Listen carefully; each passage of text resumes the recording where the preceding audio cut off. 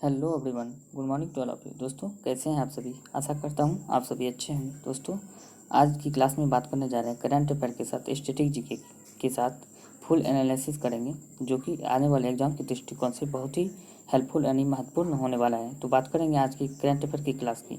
तो ये जो क्लास है करंट अफेयर की नहीं, यानी बात करते हैं उसके साथ साथ स्टैटिक जीके भी इसमें चर्चा करते हैं, और जो कि आने वाले एग्जाम के लिए बहुत ही महत्वपूर्ण यानी वीवीआई हो सकते हैं। तो चलिए आज की क्लास को स्टार्ट करते हैं और इसकी आज की क्लास की मोटिवेशन लाइन की बात करते हैं। तो चलिए, तो आज की क्लास की मोटिवेशन लाइन है, भरोसा खुद पर रखो तो ताकत बन जाती है। भरोसा खुद पर रखो तो ताकत बन जाती है, और दूसरों पर रखो तो कमजोरी बन जाती है। यानी कि खुद पर भरोसा रखने से ही आदमी, जो भी व्यक्ति है, आज जीवन में आगे बढ़ते हैं। यानी कि दूसरे के भरोसे चलने से उसका जहाँ तक जो भी होता है, जो भी काम होते हैं, बिगड़ ही जाते हैं, यानी कि संभल नहीं पाते हैं, बिगड़ ही जाते हैं। तो दोस्तों, याद रखें कि दूसरे पर भरोसा ना करें, चाहे वह मेरा मित्र ही क्यों ना हो। वो जो है वो कोई भी जो है सही वक्त पे काम नहीं आते हैं। तो चलिए, तो इसी की मोटिवेशन के लाइन के साथ क्लास को स्टार्ट करते हैं। तो दोस्तों, आज की क्लास की फर्स्ट क्वेश्चन है, तो बात करते हैं फर्स्ट क्वेश्चन की। हाल ही में सिपरी ईयर बुक 2021 के अनुसार परमाणु शस्त्रागार का विस्तार किन किन देशों में विस्तार हुआ है। यानी कि सिपरी रिपोर्ट के अनुसार की बात करें तो 2021 के अनुसार से किन किन देशों में परमाणु शस्त्रागार का विस्तार हुआ है। तो बात करते हैं चीन, भारत, पाकिस्तान, यानी कि ये सभी तीनों देशों में परमाणु शस्त्रागार के विस्तार हुए हैं। और चलिए बात करते हैं इसमें किसमें कितना विस्तार हुए हैं पहले के अनुसार, उसके बारे में हम जानने पूरी विस्तार से जानते हैं। तो दोस्तों, अगर आप पूछोगे तो सिपरी यानी कि सिपरी की फुल फॉर्म की बात करें तो ये क्या होता है। सिपरी की फुल फॉर्म की बात करें तो Stockholm International Peace Research Institute, इसका फुल फॉर्म होता है। इसी को शॉर्ट में सिपरी कहा जाता है। यानी कि बात करते हैं सिपरी ईयर बुक 2021 जारी किया गया, यानी कि ये जो जारी किया गया है, इसी के अनुसार से बताया गया है कि रिपोर्ट में कि हथियार निशस्त्रीकरण और अंतर्राष्ट्रीय सुरक्षा की वर्तमान स्थिति का आकलन किया गया है, और चीन महत्वपूर्ण आधुनिकीकरण और अपनी परमाणु हथियारों की सूची के विस्तार के बीच में है। और बात करते हैं भारत और पाकिस्तान भी अपने परमाणु शस्त्रागार के विस्तार कर रहे हैं। वहीं बात करते हैं ईयर बुक के अनुसार कि भारत के पास 2021 की शुरुआत में अनुमानित 156 परमाणु हथियार थे, जबकि पिछले साल की शुरुआत की बात करते हैं 150 थे, जबकि पाकिस्तान के पास 165 हथियार थे, जो कि 2020 में 160 थे। और वहीं बात करते हैं चीन के परमाणु शस्त्रागार में 2020 की शुरुआत में बात करते हैं 320 से अधिक यानी 350 हथियार शामिल थे। और वहीं बात करते हैं 9 परमाणु शास्त्र स्वशास्त्र में सशस्त्र राज्यों यानी कि यूएसए, अमेरिका, यूके, फ्रांस, चीन, भारत, पाकिस्तान, इजराइल और उत्तर कोरिया के पास 2021 की शुरुआत में अनुमानतः 13,080 परमाणु हथियार थे। यानी कि इन सभी को मिलाकर इतने परमाणु हथियार थे। और वहीं बात करते हैं रूस अमेरिका के पास कुल 90% से अधिक वैश्विक परमाणु हथियार है। यानी कि सभी देशों की बात छोड़ें तो कई देशों की बात छोड़कर, यानी कि बात करते हैं सिर्फ दो ही देशों की, यूएसए और अमेरिका की बात करते हैं। यानी कि यूएसए यानी कि रूस और अमेरिका की बात करते हैं, तो इन दोनों को पास मिलाकर की बात करें तो कुल 90% परमाणु हथियार है। और वहीं बात करते हैं इनके पास महंगे और आधुनिकीकरण कार्यक्रम चल रहे हैं, तो इन दोनों देश के पास महंगे और आधुनिकीकरण हथियार चल रहे हैं। और ये बात करते हैं वैश्विक के बारे में, जो वैश्विक संगठन चल रहे हैं परमाणु हथियार की को बढ़ावा ना दें, और जो है बिना हथियार के देश के ही परमाणु के ही यानी कि इसको बढ़ावा देने के लिए नहीं देने के लिए संगठन बनाया गया है, ताकि जो है परमाणु हथियार में बढ़ोतरी ना हो, और विश्व अगर इसमें बढ़ोतरी होते हैं तो विश्व के लिए ही खतरा साबित होते हैं। और बात करते हैं अगले कि सिपरी का मुख्यालय की बात करें तो सिपरी की मुख्यालय की बात करें तो ओस्लो नॉर्वे में है। वहीं बात करें सिपरी की स्थापना की 6 मई 1966 में सिपरी का स्थापना हुआ था। वहीं सिपरी के निर्देशक की बात करें तो डैन स्मिथ सिपरी के वर्तमान में निर्देशक है। आइए बात करते हैं अगले क्वेश्चन की। ये आ गया अगले क्वेश्चन की बात करते हैं। तो आपदा कितनी भी बड़ी आ जाए पर भारत में लोग शादी करना नहीं छोड़ते हैं। आपदा कितनी भी बड़ी आ जाए पर भारत में लोग शादी करना नहीं छोड़ते हैं। चलिए, तो दोस्तों अगले क्वेश्चन की ओर बढ़ते हैं। हाल ही में किस बैंक ने कॉरपोरेट के लिए आईसीआईसीआई स्टैक लॉन्च करने की घोषणा की है। तो यह किस बैंक के द्वारा आईसीआईसीआई स्टैक लॉन्च करने की घोषणा की है। तो आईसीआईसी बैंक के द्वारा ही लॉन्च करने की यह घोषणा की है। आइए इसके बारे में थोड़ा विस्तार से जानते हैं।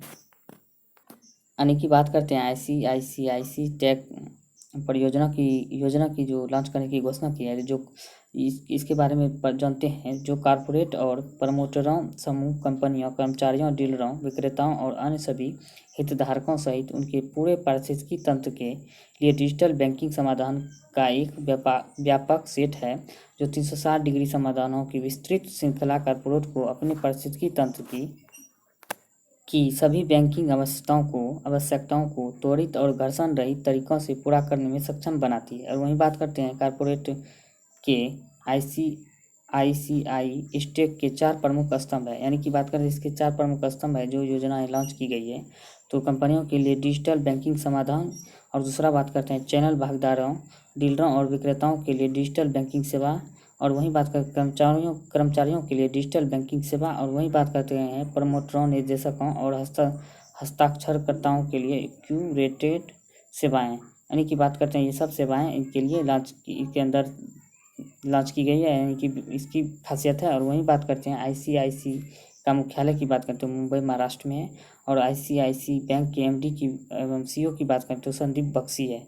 और बात करते हैं इसका टैगलाइन की, ICICI बैंक की टैगलाइन है हम है ना ख्याल आपका, हम है ना ख्याल आपका। तो ये क्वेश्चन पूछे जा सकते हैं कि हम है ना ख्याल आपका, तो किस बैंक का टैगलाइन है, तो ये बात करते हैं ICICI बैंक के टैगलाइन है। और बात करते हैं वहीं हाल ही में किस राज्य द्वारा AI मिशन ने रेव अप लॉन्च किया है, यानी कि हाल ही में किस राज्य द्वारा AI मिशन ने रेव अप मिशन को लॉन्च किया है,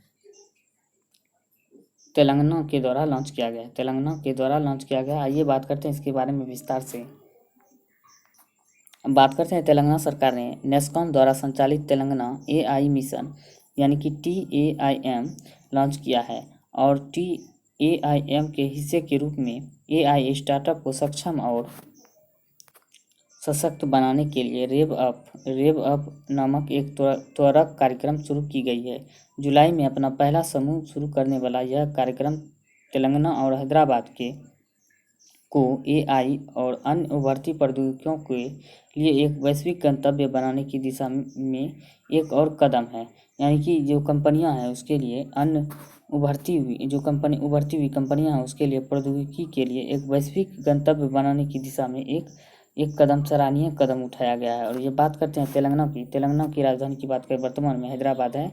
और बात करते हैं मुख्यमंत्री की, के चंद्रशेखर राव यहाँ के मुख्यमंत्री है। और बात करते हैं राज्यपाल की, तमिल साई सुंदरम यहाँ के राज्यपाल हैं। और वहीं बात करते हैं मुख्य न्यायाधीश की, तो हिमा कोहली इनके मुख्य न्यायाधीश है। और बात करते हैं हिमा कोहली अगर पूछे क्वेश्चन में तो किस राज्य का प्रथम महिला न्यायाधीश बनी है, तो बात करते हैं हिमा कोहली की बात करें तो यह तेलंगाना राज्य की पहला महिला मुख्य न्यायाधीश बने हैं। और वहीं बात करते हैं तेलंगाना की स्थापना की, तो 2 जून 2014 में यह आंध्र प्रदेश से अलग होकर एक नया राज्य बना था। वहीं बात करते हैं लोकसभा सीटों की, तो लोकसभा सीटों की बात करें तो 17 है, और राज्यसभा सीटों की बात करते हो 7 है। और वहीं बात करते हैं विधानसभा सीटों की संख्या 119 है। और इसको कैसे याद रखना है, तो याद करना बहुत ही सिंपल है। तो 17 गुना 17 तो 19 हो जाता है, यानी कि 17 की बात करते हो 17 गुना 17 याद रखना है। तो 17 से हो जाता है लोकसभा, और 7 से हो जाता है राज्यसभा, और 19 जो होगा इसकी मल्टीपल करने से तो यह विधानसभा की सीट निकल जाएंगी। तो यह याद करना बहुत ही आसान है। चलिए तो अगले क्वेश्चन की ओर बढ़ते हैं। अब बात करते हैं चौथे क्वेश्चन की, तो हाल ही में केंद्र सरकार ने भारत के लिए किस प्रोजेक्ट पहल की शुरुआत की है, तो केंद्र सरकार ने किस प्रोजेक्ट पहल की शुरुआत की है भारत के लिए, तो प्रोजेक्ट O2 यानी कि प्रोजेक्ट ऑक्सीजन की शुरुआत की है। और ये बात करते हैं इसके बारे में विस्तार से। बात करते हैं भारत सरकार ने कोरोना महामारी के अन्य लहरों के कारण मांग में संभावित वृद्धि को पूरा करने के लिए मेडिकल ऑक्सीजन के उत्पादन को बढ़ाने के लिए भारत के लिए प्रोजेक्ट O2 यानी कि ऑक्सीजन लॉन्च किया है। भारत के लिए प्रोजेक्ट O2 ऑक्सीजन प्रधान वैज्ञानिक सलाहकार भारत सरकार के कार्यालय की एक पहल है, जिसका उद्देश्य चिकित्सा ऑक्सीजन की मांग में वृद्धि को पूरा करने के लिए देश की क्षमता को बढ़ाने के लिए काम करने वाले हितधारकों की मदद करना है। और ये जो है,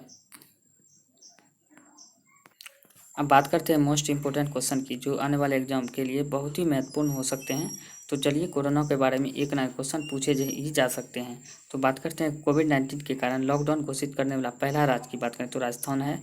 और वहीं बात करते हैं कोविड-19 के कारण पूर्ण कर्फ्यू लगाने वाला पहला राज्य पंजाब है। वहीं बात करते हैं कोरोना से सबसे पहले मुक्त होने वाला राज्य की बात करें तो गोवा है, और भारत में सबसे पहले कोरोना वायरस का मामला की बात करें तो केरल में मिला था। और वहीं बात करते हैं तो वह कौन सा क्षेत्र है जहाँ कोरोना वायरस का कोई भी मामला नहीं मिला था, तो लक्षद्वीप की बात करें तो यहाँ कोई भी मामला नहीं मिला था। और इस कोरोना के पहली लहर के बाद जो दूसरी लहर अभी वर्तमान में आई हुई थी, और इसी के कारण जो है ऑक्सीजन में कमी आ गई थी सरकार के द्वारा, यानी कि प्रत्येक राज्य सरकार के द्वारा कई पहल, यानी केंद्र सरकार के द्वारा भी ऑक्सीजन की वृद्धि को बढ़ाने के लिए कई योजनाओं को लॉन्च किया जा रहा है। तो बात करते हैं अगले क्वेश्चन की। अब बात करते हैं विश्व मरुस्थलीकरण और सूखा रोकथाम दिवस, यानी कि world day to combat desertification and drought हर साल किस तिथि को मनाया जाता है। तो बात करते हैं यह हर साल 17 जून को मनाया जाता है। आइए बात करते हैं इसके बारे में विस्तार से। अगर बात करते हैं यह दिन की, तो मरुस्थलीकरण और सूखे की उपस्थिति के बारे में जागरूकता बढ़ाने के और मरुस्थलीकरण को रोकने तथा सूखे से उबरने के तरीकों पर प्रकाश डालने के लिए यह दिवस मनाया जाता है। यानी कि यह दिवस जो है मरुस्थलीकरण और सूखे से निपटने के लिए लोगों के प्रति यह जागरूकता बढ़ाने के लिए यह दिवस के रूप में मनाया जाता है। और वहीं बात करते हैं restoration land recovery we built back better with healthy land, यानी कि यह बात करते हैं यह विश्व मरुस्थलीकरण और सूखा रोकथाम दिवस का विषय, यानी कि थीम है 2021 के लिए। 2021 की थीम की बात करें तो फिर से एक बार बोल देते हैं, तो यह थीम है restoration land recovery we build back better with healthy land, यानी कि 2021 का यह थीम है। और बात करते हैं यह दिवस के बारे में, विश्व मरुस्थलीकरण और सूखे दिवस के बारे में बात करते हैं तो यह 1994 ईस्वी से संयुक्त राष्ट्र महासभा ने यह दिवस मनाने की घोषणा की है। तो यह है विश्व world day to combat desertification day, जो इसकी रोकथाम के लिए यह दिवस मनाया जाता है। चलिए अगले क्वेश्चन की ओर बढ़ते हैं। अब बात करते हैं 6 क्वेश्चन की। माइक्रोसॉफ्ट कॉर्प ने मुख्य कार्यकारी अधिकारी के रूप में किसको अपना नया अध्यक्ष नामित किया है। तो बात करते हैं यह सत्या नडेला को अपना कार्यकारी नया अध्यक्ष के रूप में नामित किया है। आइए बात करते हैं इसके बारे में विस्तार से। अब बात करते हैं माइक्रोसॉफ्ट के नए चेयरमैन सत्या नडेला के बारे में। तो माइक्रोसॉफ्ट कॉर्प ने अपनी चीफ एग्जीक्यूटिव ऑफिसर, यानी कि CEO जिसे कहते हैं, उसका फुल फॉर्म की बात करें तो चीफ एग्जीक्यूटिव ऑफिसर होता है। और वहीं बात करते हैं सत्या नडेला को अपना नया चेयरमैन घोषित किया है, और नडेला ने जॉन थॉमसन की जगह ली है, यानी कि जॉन थॉमसन की जगह सत्या नडेला ने ली है। और वहीं बात करते हैं 53 साल के सत्या नडेला। तो बात करते हैं अभी 53 साल की उम्र में सत्या नडेला को 2014 में माइक्रोसॉफ्ट के CEO बनाया गया था, यानी 53 साल के जब इसका उम्र था 2014 में इसको माइक्रोसॉफ्ट का CEO बनाया गया। तो वहीं बात करते हैं माइक्रोसॉफ्ट के तीसरे चेयरमैन सत्या नडेला कंपनी के तीसरे CEO और कंपनी के इतिहास में तीसरे चेयरमैन होंगे। यानी कि बात करते हैं इससे पहले भी हो इसके जो चेयरमैन और CEO हुए थे, बिल गेट्स पहला था, और वहीं बात करते हैं दूसरा जॉन थॉमसन इसके माइक्रोसॉफ्ट के दूसरे चेयरमैन यानी कि CEO थे। और वहीं बात करते हैं सत्या नडेला के तीसरे चेयरमैन यानी कि CEO है। और बात करते हैं सत्या नडेला का जन्म भारत के हैदराबाद में साल 1967 में हुआ था। आप देख सकते हैं यह सत्या नडेला की तस्वीर, यही है सत्या नडेला जो माइक्रोसॉफ्ट के तीसरे चेयरमैन के रूप में नियुक्त किया गया है। तो यह क्वेश्चन पूछे जा सकते हैं माइक्रोसॉफ्ट के तीसरे चेयरमैन यानी CEO के रूप में किसे नियुक्त किया गया है, तो सत्या नडेला को नियुक्त किया गया है। तो दोस्तों यह बहुत ही इंपॉर्टेंट क्वेश्चन है। और बात करते हैं अगले क्वेश्चन की। हाल ही में PM मोदी ने पेरिस में विवा टेक के कौन से संस्करण को वर्चुअली संबोधित किया है। यानी कि PM मोदी ने विवा टेक के कौन से संस्करण को वर्चुअली संबोधित किया है। तो बात करते हैं 5वें संस्करण को यह संबोधित किया है। ये बात करते हैं इसके बारे में विस्तार से। बात करते हैं प्रधानमंत्री नरेंद्र मोदी ने विवा टेक के 5वें संस्करण को वर्चुअली संबोधित किया है। विवा टेक यूरोप के सबसे बड़े डिजिटल और स्टार्टअप कार्यक्रमों में से एक है, यानी कि यूरोप के ये सबसे डिजिटल और कार्यक्रमों में से विवा टेक एक है। और वहीं बात करते हैं 2016 से हर साल पेरिस में आयोजित किया जाता है, यानी कि 2016 से यह हर साल पेरिस में आयोजित किया जाता है। और PM मोदी को विवा टेक 2021 के मुख्य भाषण देने के लिए गेस्ट ऑफ ऑनर के रूप में आमंत्रित किया है। यानी कि PM मोदी की बात करें तो इसको 2021 में मुख्य भाषण देने के लिए, यानी कि मुख्य भाषण देने के लिए गेस्ट ऑफ ऑनर के रूप में आमंत्रित किया गया था, जिसका आयोजन पेरिस में 16 से 19 जून 2021 तक किया गया।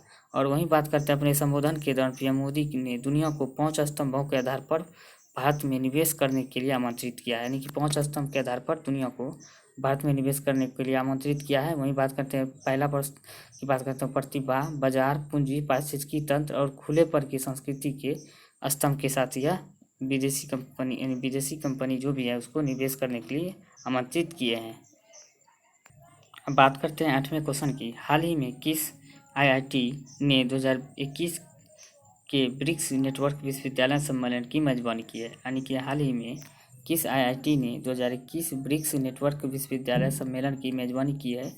तो बात करते हैं आईआईटी बॉम्बे ने इसकी मेजबानी की है। आइए बात करते हैं इसके बारे में विस्तार से। अब बात करते हैं भारतीय प्रौद्योगिकी संस्थान बम्बई यानी कि आईआईटी ने बम्बई ने 3 दिवसीय वर्चुअली ब्रिक्स नेटवर्क विश्वविद्यालय सम्मेलन यानी conference of BRICS network university की मेजबानी कर रहा है। और बात करते हैं यह सम्मेलन 2021 में 13वें ब्रिक्स सम्मेलन की भारत की अध्यक्षता में आयोजित किया जा रहा है। यानी कि बात करते हैं यह सम्मेलन जो है 2020 में 13वें ब्रिक्स शिखर सम्मेलन भारत की अध्यक्षता में किया जा रहा है। यानी कि बात करते हैं कि अगर पूछे तो 13वें ब्रिक्स शिखर सम्मेलन विश्वविद्यालय के शिखर सम्मेलन 2021 में किस देश के द्वारा होस्ट किया गया है? तो यह भारत के द्वारा होस्ट किया जा रहा है। तो वही बात करते हैं ब्रिक्स नेटवर्क विश्वविद्यालय का मूल उद्देश्य है इसका मूल उद्देश्य है सामान्य रूप से और विशेष रूप से अनुसंधान और नवाचार क्षेत्र को शैक्षिक सहयोग को बढ़ावा देना है। यानी कि बात करते हैं इसका उद्देश्य की बात करते हैं सामान्य रूप से और विशेष रूप से अनुसंधान और नवाचार क्षेत्र में शैक्षिक सहयोग को बढ़ावा देना है। और वही बात करते हैं ब्रिक्स नेटवर्क विश्वविद्यालय सम्मेलन का विषय की बात करते हो इलेक्ट्रिक मोबिलिटी है। इलेक्ट्रिक मोबिलिटी इसका 2021 का थीम है। आइए बात करते हैं अगले क्वेश्चन की। अब बात करते हैं प्रधानमंत्री नरेंद्र मोदी जी की अध्यक्षता में केंद्रीय मंत्रिमंडल ने किस मिशन को कार्यान्वयन को मंजूरी दे दी है? यानी कि बात करते हैं प्रधानमंत्री नरेंद्र मोदी की अध्यक्षता में केंद्रीय मंत्रिमंडल ने किस मिशन के कार्यान्वयन को मंजूरी दे दी है? तो बात करते हैं डीप ओशन यानी कि डीप ओशन की को मंजूरी दे दी है। और बात करते हैं इसके बारे में और विस्तार से। यह मिशन को जो मंजूरी दिया है तो इस मिशन की बात करते तो 5 वर्षीय मिशन को चरणबद्ध तरीके से यानी कि यह जो मिशन है 5 वर्षीय मिशन है और इसको चरणबद्ध तरीके से 4077 करोड़ रुपये की अनुमानित लागत से लागू किया जाएगा। तो वहीं बात करते हैं पहले चरण को 2021 से 24 के दौरान 23.4 करोड़ रुपये की अनुमानित लागत पूरा किया जाएगा। वहीं बात करते हैं डीप ओशन मिशन का मुख्य उद्देश्य भारत सरकार की ब्लू इकोनॉमिक पहल का समर्थन करना। यानी कि बात अगर क्वेश्चन पूछे डीप ओशन मिशन का मुख्य उद्देश्य क्या है तो भारत सरकार की ब्लू इकोनॉमिक पहल का समर्थन करना इसका उद्देश्य है। वहीं बात करते हैं इस बहु संस्थागत महत्वाकांक्षी मिशन को लागू करने के लिए पृथ्वी विज्ञान मंत्रालय नोडल मंत्रालय होगा। यानी कि पृथ्वी विज्ञान मंत्रालय नोडल मंत्रालय होगा। और वहीं बात करते हैं केंद्रीय पृथ्वी विज्ञान मंत्री की बात करें तो अभी वर्तमान में डॉक्टर हर्षवर्धन है और प्रौद्योगिकी और स्वास्थ्य मंत्री भी डॉक्टर हर्षवर्धन है और इसे कार्यकारी WHO में कार्यकारी अध्यक्ष के रूप में हर्षवर्धन को चुना गया है। और बात करते हैं नेक्स्ट क्वेश्चन की। अब बात करते हैं हाल ही में किसको बीमा ब्रोकिंग शुरू करने के लिए नियामक IRDAI से मंजूरी मिल गई है? यानी कि बात करते हैं हाल ही में किसको बीमा ब्रोकिंग शुरू करने के लिए नियामक IRDAI से मंजूरी मिल गई है? तो बात करते हैं यह पॉलिसी बाजार को मिल गई है। आइए बात करते हैं इसके बारे में विस्तार से। इसके बारे में जानते हैं यह एक ऐसा विकास जो कंपनी को कारोबार बढ़ाने और अपनी सेवाओं के बुके का विस्तार करने में मदद करेगा। यानी कि ये जो व्यापार है तो यह बात करते हैं यह सेवा है एक ऐसा विकास जो कंपनी को कारोबार बढ़ाने और अपनी सेवाओं को बुके का विस्तार करने में मदद करेगा। और इस विकास के साथ कंपनी अपने वेब एग्रीगेटर लाइसेंस को भारतीय बीमा नियामक और विकास प्राधिकरण यानी कि बात करते हैं IRDA का फुल फॉर्म की तो IRDAI का फुल फॉर्म की बात करते हैं तो भारतीय बीमा नियामक और विकास प्राधिकरण इसका मुख्य यानी कि फुल फॉर्म होता है। वहीं बात करते हैं इसको सौंप देगी और ब्रोकिंग छतरी के तहत बीमा एकत्रीकरण सहित व्यवसाय करेगी। और वहीं बात करते हैं पॉलिसी बाजार के सीईओ की बात करें तो यशीश दहिया इसके सीईओ है वर्तमान में। और वहीं बात करते हैं पॉलिसी बाजार की स्थापना की, तो जून 2008 में इसका स्थापना किया गया था। और वहीं बात करते हैं पॉलिसी बाजार के मुख्यालय की बात करें तो गुरुग्राम हरियाणा में पॉलिसी बाजार का मुख्यालय है। अब आइए रिवीजन करते हैं, जो कल के क्लास में करंट अफेयर किए गए थे उसका रिवीजन हम फटाफट कर देते हैं, तब बढ़ेंगे स्टैटिक जीके की ओर, तब बढ़ेंगे। आइए बात करते हैं इसके करंट अफेयर की। अब बात करते हैं तमिलनाडु में सड़क नेटवर्क अपग्रेड करने हेतु एडीबी और भारत सरकार का यूएसडी यानी कि 484 मिलियन का ऋण समझौता किया गया, यानी कि किसके साथ किया गया, तो एडीबी के साथ किया गया। और एडीबी की बात करें तो एशियन डेवलपमेंट बैंक इसका पूरा नाम है। और वहीं बात करते हैं कि राजनाथ सिंह ने युद्ध इतिहास के अवर्गीकरण के लिए एक नई नीति को मंजूरी दी है। तो युद्ध इतिहास के लिए अवर्गीकरण के लिए एक नई नीति की मंजूरी दे दी है। और बात करते हैं अगले क्वेश्चन की, तो रक्षा मंत्री ने नवाचारों के लिए 499 करोड़ रुपए के बजटीय समर्थन को मंजूरी दी है। तो रक्षा मंत्री की बात करते हैं, अभी वर्तमान में राजनाथ सिंह हैं, जिन्होंने नवाचारों के लिए 499 करोड़ रुपये के बजटीय समर्थन को मंजूरी दे दी है। बात करते हैं हाल ही में किस राज्य में रज महोत्सव का प्रसिद्ध त्यौहार मनाया गया है। तो रज महोत्सव का प्रसिद्ध त्यौहार की बात करें तो यह उड़ीसा में मनाया गया है। बात करते हैं किस बैंक ने दी भारत बिल भुगतान प्रणाली के माध्यम से प्रीपेड मोबाइल रिचार्ज की अनुमति। तो यह किस बैंक के द्वारा दिया गया है, तो आरबीआई यानी रिजर्व बैंक ऑफ इंडिया के द्वारा दिया गया है। बात करते हैं नाटो के नेताओं ने किस देश को वैश्विक सुरक्षा चुनौतियां घोषित किया है। तो यह धोखेबाज चीन को वैश्विक सुरक्षा चुनौतियों को घोषित किया है। और यह जो है एक खटपटे टाइप के उटपुटे टाइप के होते हैं चीन, जो चमगादड़ खोरा, ये बीच बीच में कुछ से कुछ करते रहते हैं, अपना तो ठीक ठाक रहते हैं और पूरी दुनिया को कोरोना के चपेट में लाकर खड़ा कर दिया है। तो और बात करते हैं अगले क्वेश्चन की। हम बात करते हैं हाल ही में किस सोशल साइट ने लॉन्च की रिपोर्ट ईट डॉट शेयर ईट पहल। तो बात करते हैं यह रिपोर्ट ईट डॉट शेयर ईट पहल की तो लॉन्च किया गया है, तो यह फेसबुक के द्वारा लॉन्च किया गया है। अब बात करते हैं हाल ही में किस केंद्रीय मंत्री ने वैश्विक योग सम्मेलन 2021 को संबोधित किया है। तो बात करते हैं यह डॉक्टर हर्षवर्धन के द्वारा संबोधित किया गया है। अब बात करते हैं हाल ही में कौन WHO के तकनीकी सलाहकार समूह के मानद सदस्य बने हैं। तो बात करते हैं मुकेश शर्मा मानद सदस्य इसके बने हैं।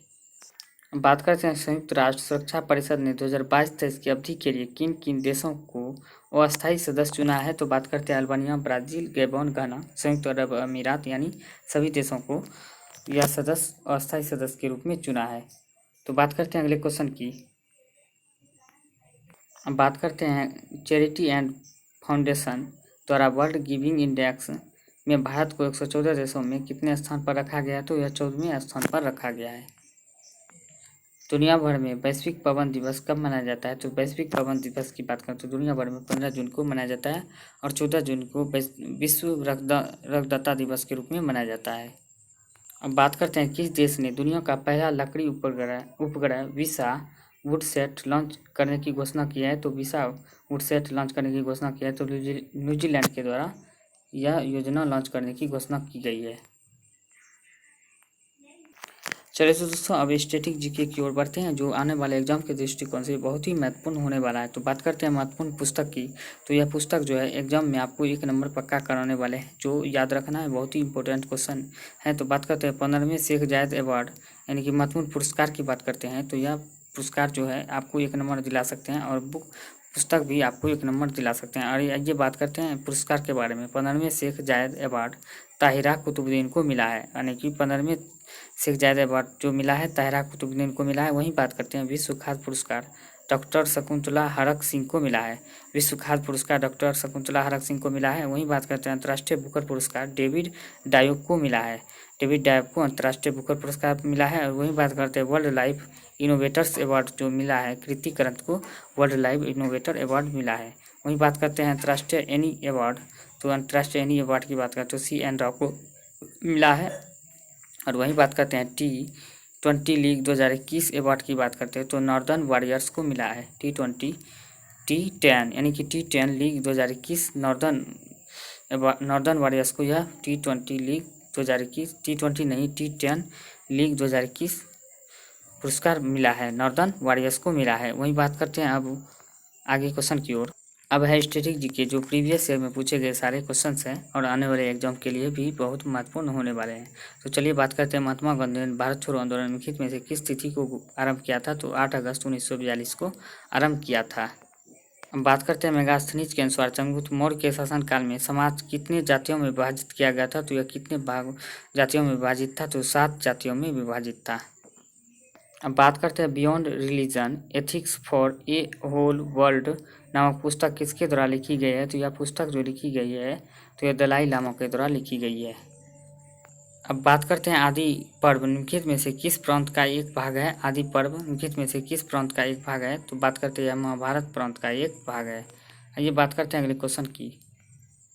अब बात करते हैं मुंबई में गेटवे ऑफ इंडिया का निर्माण कार्य निम्नलिखित में से किस वर्ष में प्रारंभ हुआ था। तो यह प्रारंभ हुआ था 1911 ईस्वी में। यह इसका निर्माण कार्य प्रारंभ हुआ था।